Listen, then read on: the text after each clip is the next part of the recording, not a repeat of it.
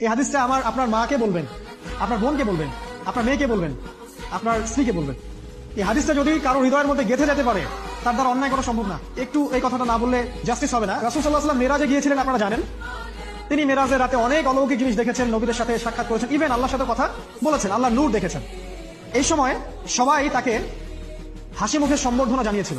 যার সাথেই দেখা হয়েছে তার সাথেই তিনি হাসি মুখে অভ্যর্থনা তাকে জানিয়েছে, আসসালামু আলাইকা আইয়ুহান নবী, সবাই বলেছে হাসি মুখে।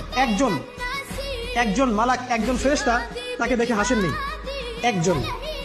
তারপরে কি জানেন, রাসূল সাল্লাল্লাহু আলাইহি ওয়াসাল্লাম অবাক হয়েছিলেন। তিনি বলেছিলেন যে ইয়া জিবরিল, ওর চেহারাটা এত গম্ভীর কেন, সে আমাকে দেখে হাসছে না কেন, তার মুখে হাসি নাই কেন?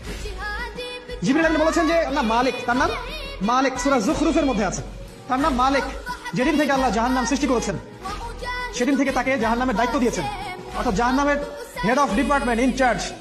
সেদিন থেকে তার মুখের হাসি উঠে গেছে। আমরা দোয়া করি আমরা যেন তার সাক্ষাৎ না পাই। তার কাছে পারমিশন নিয়ে রাসূল সাল্লাল্লাহু আলাইহি ওয়াসাল্লাম জাহান্নামের দিকে তাকিয়েছিলেন, ভিতরে দেখেছেন কি আছে। তিনি পরে যা ব্যাখ্যা করেছেন তা হলো, আমি দেখলাম সেখানে